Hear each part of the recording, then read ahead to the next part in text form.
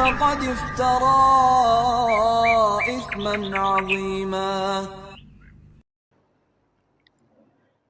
Assalamualaikum warahmatullahi wabarakatuh. Innal hamdalillah nahmaduhu wa nasta'inuhu wa nastaghfiruh wa na'udzu billahi min syururi anfusina wa min sayyiati a'malina. May yahdihillahu fala mudhillalah wa may yudlil fala hadiyalah. Asyhadu an la ilaha illallah wahdahu la syarikalah wa asyhadu anna Muhammadan abduhu wa rasuluh. Qala Allah ta'ala ya ayyuhalladzina amanu taqullaha haqqa tuqatih wa la tamutunna illa wa antum muslimun. Fa inna saqal hadis kitabullah wa khairal hadi hadi Muhammad sallallahu alaihi wasallam wa syarrul umuri muhdatsatuha fa inna kulla muhdatsatin bid'ah wa kulla bid'atin dhalalah wa kulla dhalalatin finnar. Amma ba'd.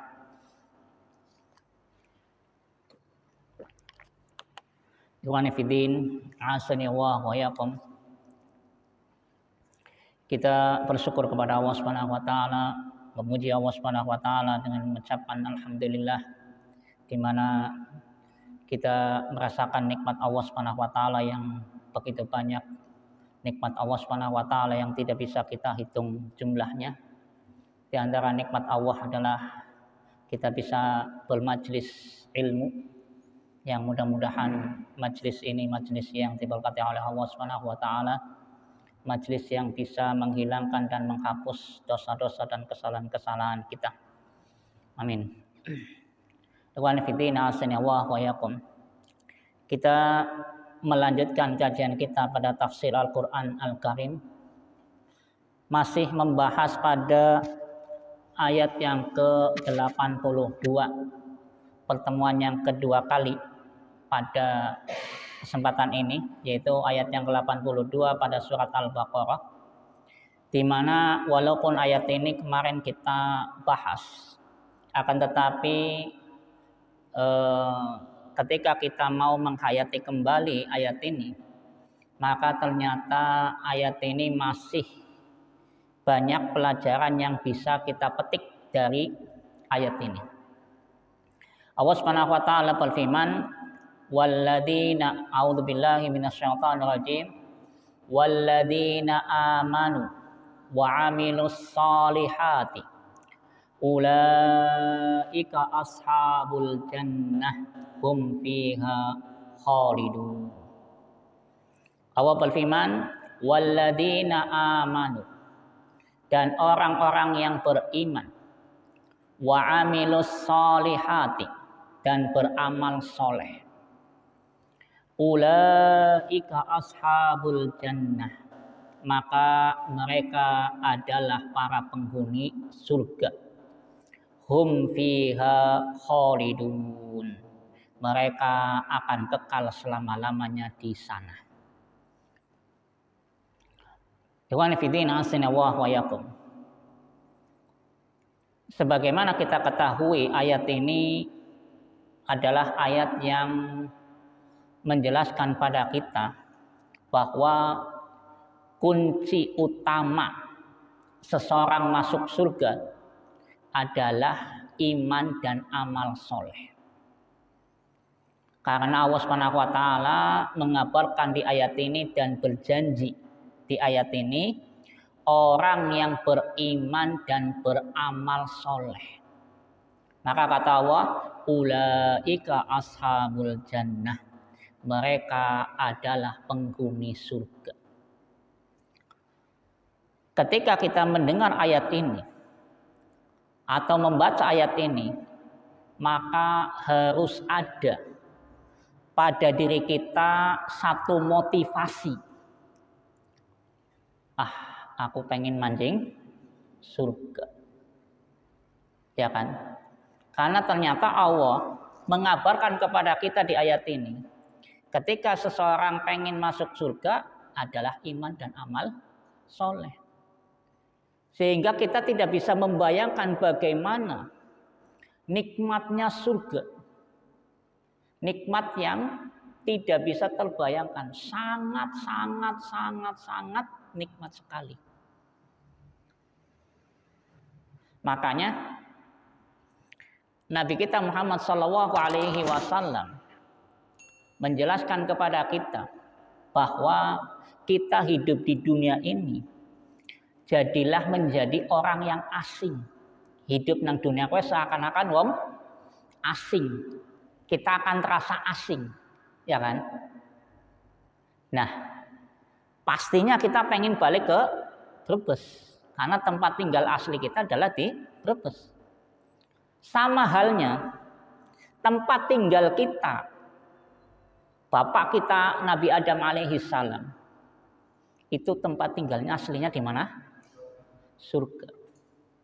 Sehingga ke dunia ini itu dianggap asing. Kan seperti itu. Tidak betah. Maka apa? Kita pun di dunia ini adalah memperbanyak bekal. Untuk apa? Kembali ke kampung kita, kembali ke tempat kita. Dan ternyata Allah Subhanahu wa taala menjelaskan di ayat ini bahwa kunci daripada masuk surga adalah dengan apa? Iman dan amal soleh. Kemarin kita sedikit membahas tentang bagaimana iman itu supaya bertambah. Dan kita tahu bahwa nikmat paling besar adalah nikmat hidayah iman. Yang ini harus betul-betul kita syukuri. Nikmat iman, nikmat hidayah iman ini adalah nikmat terbesar. Sehingga kalau kita urutkan, nikmat nomor 1 adalah nikmat iman. Seseorang punya rumah megah. Nikmat apa orang? Nikmat apa orang? Nikmat. Tapi tetap dianggap nomor 0. Seseorang punya mobil mewah, punya istri cantik, tetap dianggap 0. Ya, kalau tidak ada nomor 1-nya, maka nikmat-nikmat itu tidak ada artinya. Ya enggak? Kalau tidak ada nomor 1-nya, maka nikmat-nikmat itu dianggap tidak ada. Buat apa punya rumah megah? Buat apa punya mobil mewah? Buat apa punya duit banyak? Kalau tidak ada dapat nikmat ini. Ya kan? Sehingga nikmat iman itu adalah nikmat yang paling besar, yang wajib harus kita syukuri. Alhamdulillah. Karena ternyata apa? Nikmat iman ini tidak semua orang diberi oleh Allah. Nikmat sehat semua orang dikasih oleh Allah. Nikmat harta semua orang dikasih oleh Allah. Ya kan? Nikmat apalagi? Duit semua orang dikasih oleh Allah Subhanahu wa taala.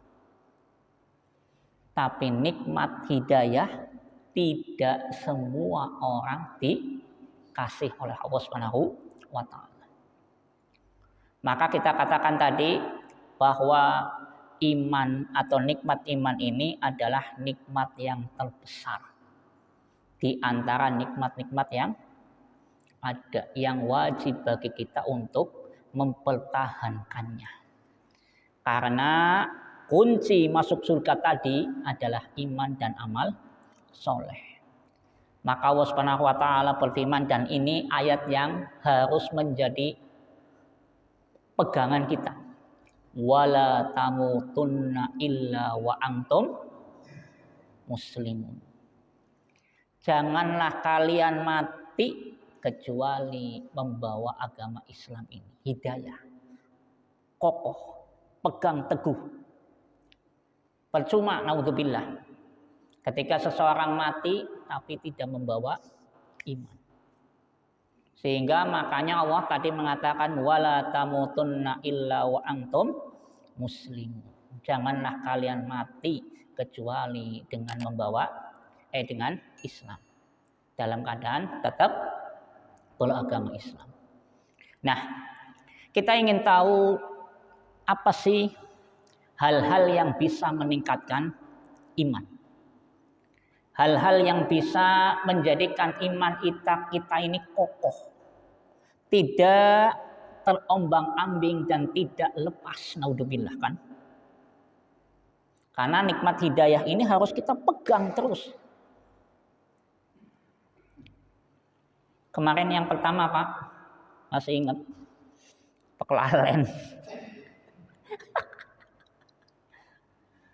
Yang pertama, di antara hal yang bisa meningkatkan kualitas iman adalah kenali Allah. Mengenal Allah. Semakin seseorang mengenal Allah, maka semakin dia cinta kepada Allah. Semakin seseorang kenal Allah, semakin dia akan mengagungkan Allah. Pertama kali kita nikah, mungkin yang pertama kali menjadikan kita cinta sama istri kita adalah mungkin paras cantiknya. Paras cantiknya pasangan kita. Setelah kita nikah, ternyata Masya Allah, istri kita masakannya enak. Ada satu sifat pada istri kita, masakannya enak. Kira-kira dengan tambah cinta apa orang? Tambah. Ya kan? Tambah hari kita tambah mengenal istri kita. Jeblen Masya Allah, istri kita ini rajin. Esuk-esuk wis ngepel, wis nyapu, ya. Ayangnya jenengan tambah seneng apa orang? Seneng. Ya kan? Tambah hari, tambah kita mengenal istri kita, Masya Allah. Dia sopan, tutur katanya, menjaga tutur katanya, dan seterusnya. Kira-kira jenengan tambah seneng apa orang Pak? Tambah. Semakin kita mengenal sifat-sifat baik pada istri kita, semakin kita cinta sama istri kita. Kan seperti itu. Maka semakin seseorang mengenal Allah dengan sifat-sifat Allah yang banyak sekali dan sifat-sifat yang mulia, semua sifat-sifat Allah mulia, maka harusnya semakin kita cinta kepada Allah Subhanahu wa Ta'ala. Ya enggak? Allah mempunyai nama-nama dan sifat-sifat. Berapa jumlahnya? 99 itu yang kita kenal, yang kita ketahui. Bahwa Allah memiliki nama dan sifat 99. Kan seperti itu.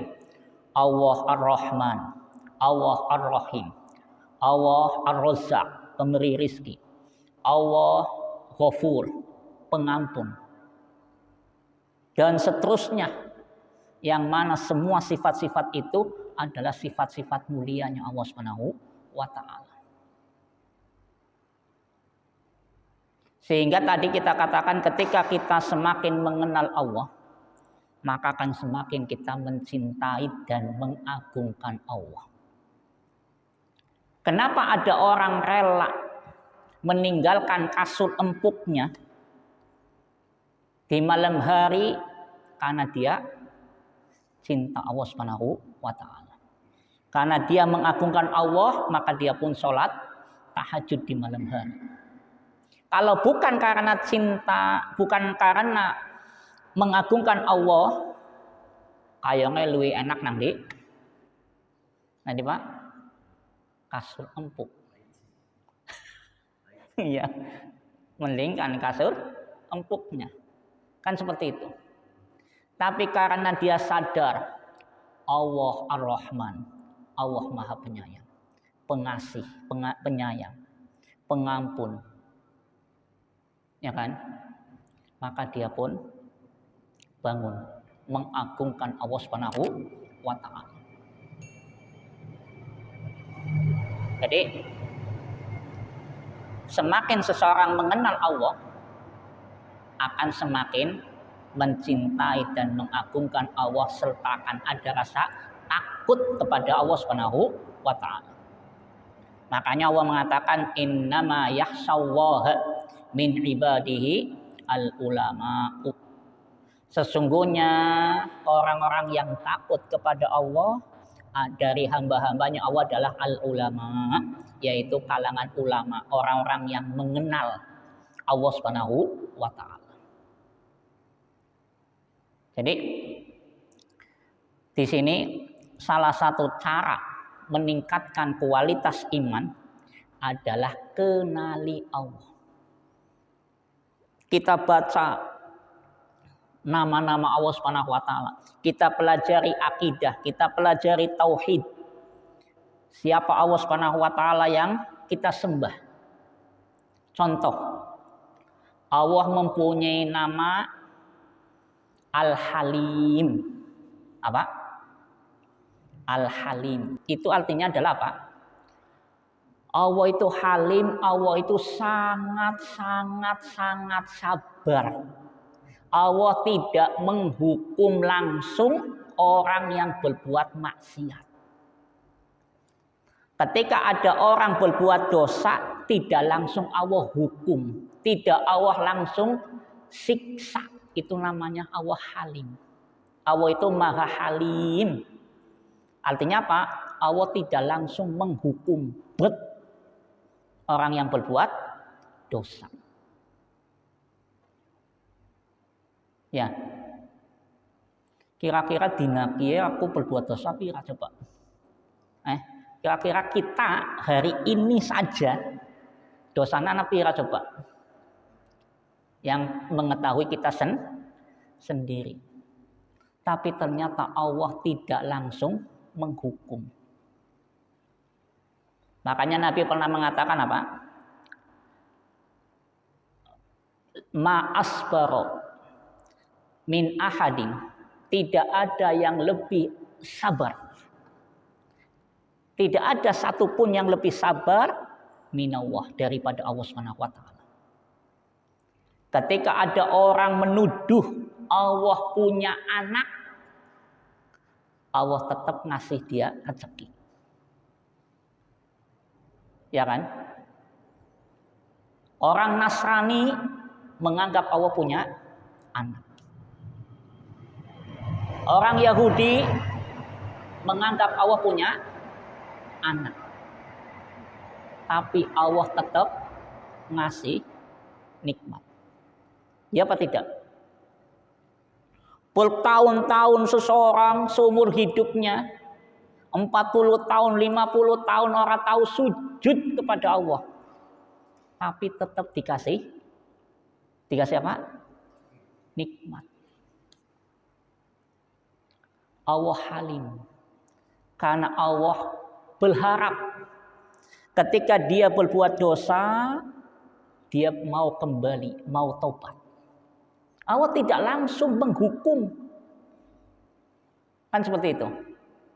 Jadi dengan kita mengenal Allah, maka otomatis apa? Menjadikan kita harus tambah nikmat, tambah iman kita. Itu salah satu contoh. Kenali Allah, pelajari siapa Allah Subhanahu wa taala, nama-nama dan sifat-sifatnya. Sering-sering apa? Ngaji. Ya kan? Karena semakin seseorang kenal Allah, insya Allah semakin cinta kepada Allah Subhanahu wa taala. Nah ini, jadi salah satu atau pertama yang menjadikan iman seseorang bertambah adalah dengan apa? Mengenal Allah Subhanahu wa taala. Yang kedua, di antara hal yang menjadikan iman seseorang itu bertambah adalah dengan menuntut ilmu agama. Dengan menuntut ilmu agama. Sebagaimana dalam ayat tadi, innama yakhshallaha min ibadihi al-ulama'u.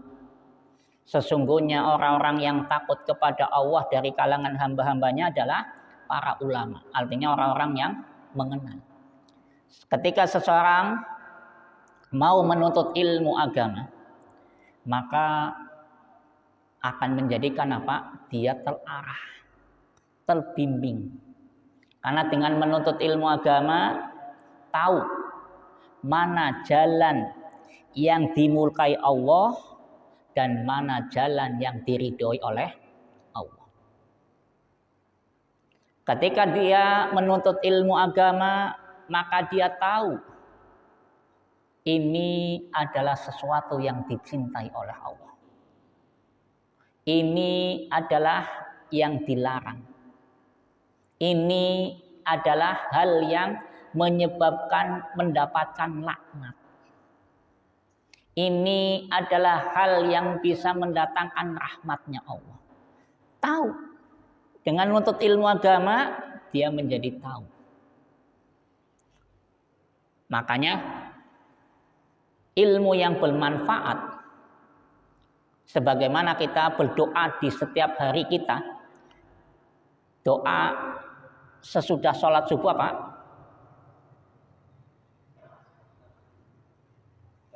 Allahumma inni as'aluka ilman nafi'an wa rizqan thayyiban wa amalan mutaqabbalan.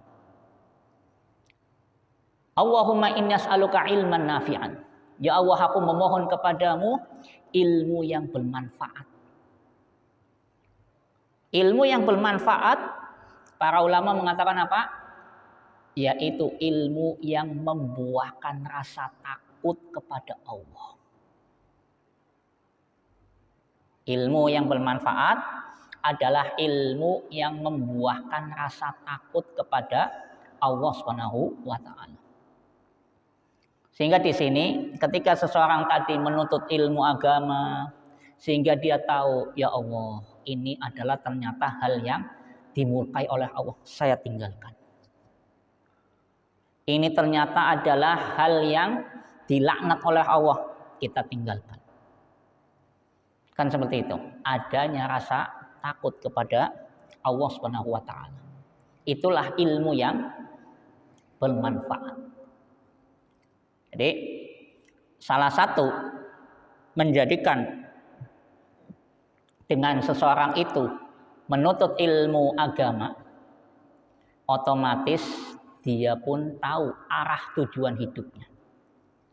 Bahwa dia hidup di dunia ini adalah untuk ibadah. Wa ma khalaqtul jinna wal insa illa liya'budun. Tidaklah aku ciptakan jin dan manusia kecuali untuk ibadah kepadaku, kata Allah. Untuk ibadah kepada Allah Subhanahu wa taala. Kalau seseorang tidak mau menuntut ilmu agama, maka yang terjadi adalah apa? Hidupnya seperti hewan.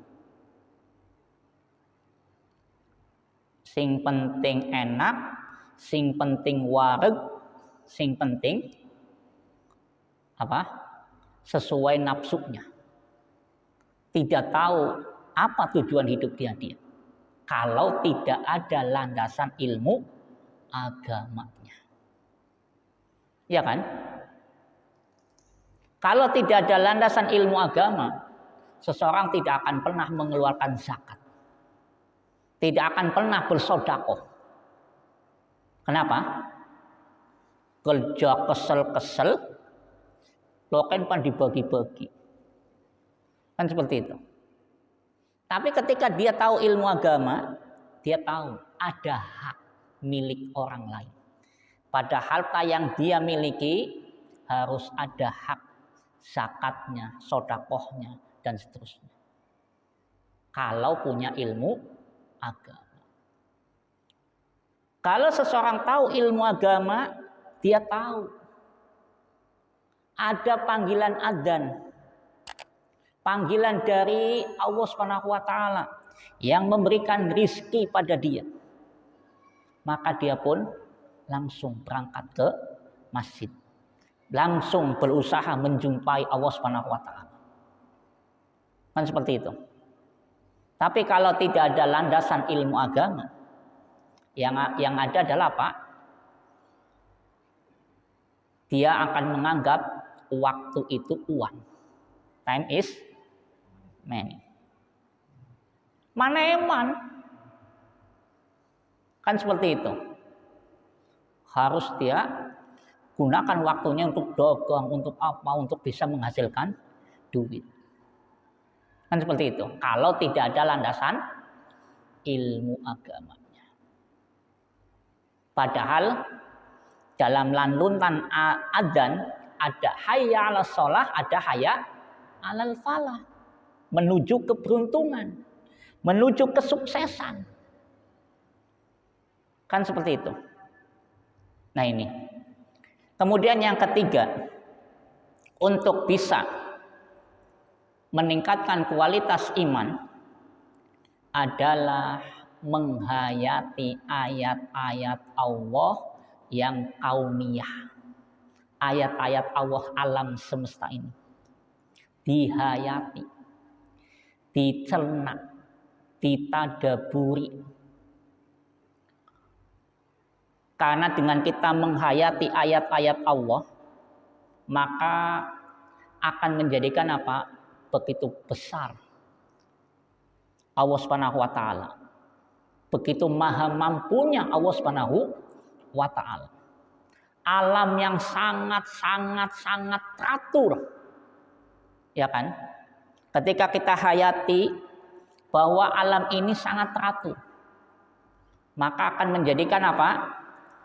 Kita ini jadi tambah imannya. Ya enggak? Saya pernah mencontohkan contoh mata kita dua-duanya di depan. Allah jadikan mata kita dua di depan. Ini menunjukkan tentang kebesaran Allah Subhanahu wa taala. Menunjukkan tentang Allah Maha Hikmah, bijaksana. Hayati alam-alam semesta ini, maka kita akan bertambah imannya. Ada saat-saatnya kering, ada saat-saatnya basah. Dengan nganggo klambi teles bae, basah terus. Kira-kira nyaman apa ora? Kira-kira nyaman apa ora, Pak? Ora. Ternyata Allah jadikan tidak basah terus. Ya kan, dijemur segala tapi mani nang Indonesia nang Brebes ya. Kena matahari klambi yang basah ini jadi kering. Nikmat. Ya enggak? Coba kalau seandainya tidak ada kering. Ya. Ada saatnya kering, ada saatnya basah. Kering dibutuhkan, basah pun dibutuhkan. Basah dibutuhkan apa tidak? Pak, dibutuhkan. Ya, tenggorokan ketika kering bisa ngomong apa Pak? Bisa ngomong apa Pak? Angel, ya kan?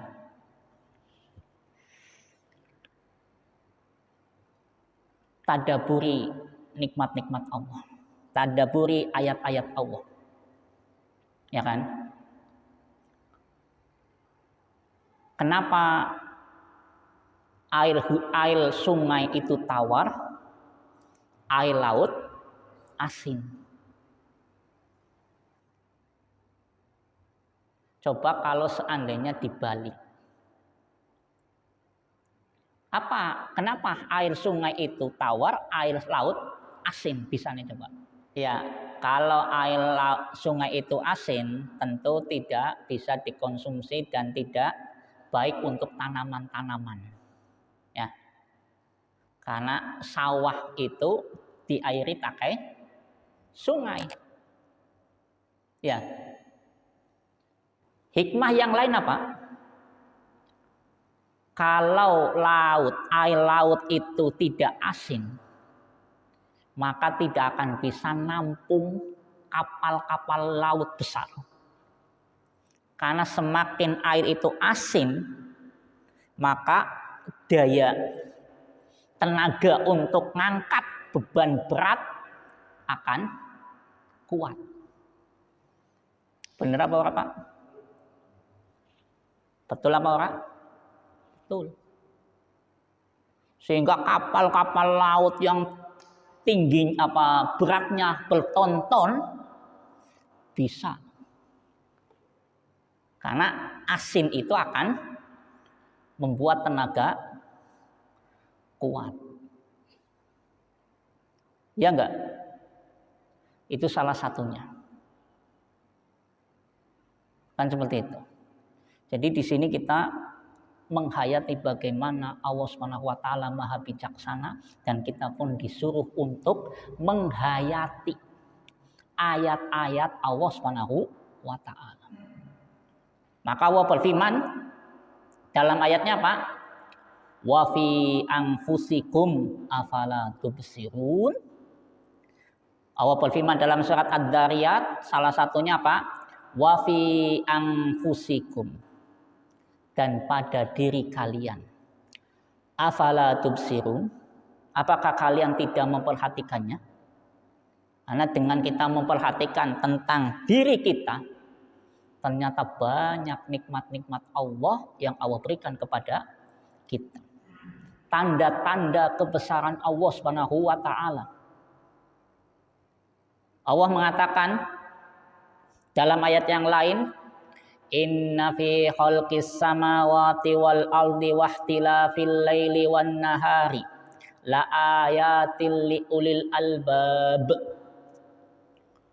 Allah berfirman, inna fi khalqis samawati wal ardi, sesungguhnya pada penciptaan langit dan bumi, wahtilafil laili wan nahar, dan silih bergantinya malam dan siang, la ayatil li ulil albab, di sana ada tanda-tanda kebesaran Allah untuk orang-orang yang berakal. Berarti artinya apa? Ketika seseorang mau menghayati ayat-ayat Allah, dan terutama orang-orang yang mau menggunakan akalnya, akan menjadikan iman dia bertambah. Adanya silih berganti malam, siang, malam. Nikmat. Coba. Bengi terus. Nyaman apa ora? Nyaman apa ora, Pak? Enggak. Atau siang terus. Nyaman apa ora? Ora. Ya kan? Maka dengan kita menghayati ayat-ayat Allah, maka diharapkan apa? Iman kita pun bertambah. Dan seperti itu. Kemudian ikhwani fiddin asinallahu wa yakum. Hal yang bisa meningkatkan kualitas iman adalah membaca Al-Quran dan menghayatinya. Membaca Al-Quran dan menghayati isinya, maka kita akan bertambah imannya. Karena Allah Subhanahu wa taala berfirman dalam ayatnya di surat Al-Anfal, di sana Allah berfirman, wa idza tuliyat alaihim ayatuhu zadatuhum imana. Allah berfirman, Wa idza tuliyat alaihim ayatuhu, apabila dibacakan kepada mereka orang-orang yang beriman tentang ayat-ayatnya Allah, zadathum iman, maka iman mereka akan bertambah. Jadi Allah sudah mengatakan apabila dibacakan ayat-ayat Allah, maka iman mereka akan bertambah. Berarti salah satu tips biar iman kita bertambah adalah membaca Al-Quran dan menghayatinya. Membaca Al-Quran dan menghayatinya. Paksakan diri kita ini baca Al-Quran. Ya kan? Aja sampai sedina tidak baca Al-Quran. Jangan. Harus membaca Al-Quran. Walaupun mungkin sedina sehalaman. Ya. Baca WA bisa kuat. Baca Al-Quran ngantuk. Kan masalah. Ya kan? Padahal kita tahu Al-Quran disifati oleh Allah adalah apa?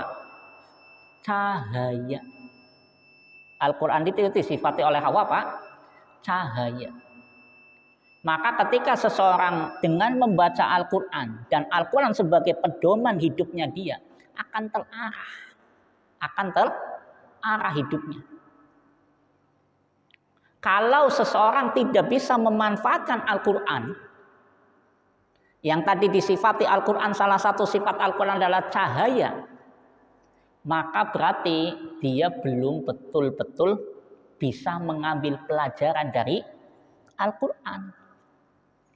Ning anak ke ruangan padang jimbrang, lampu jelas padang, tapi anak wong peteng, ngomongnya peteng. Sing disalahna matane apa lampune? Matanya apa lampunya? Matanya. Al-Quran itu penerang, cahaya. Ketika seseorang tidak bisa mengambil pelajaran dari Al-Quran, sing disalahna Al-Qurannya apa? Hatinya. Apa Pak?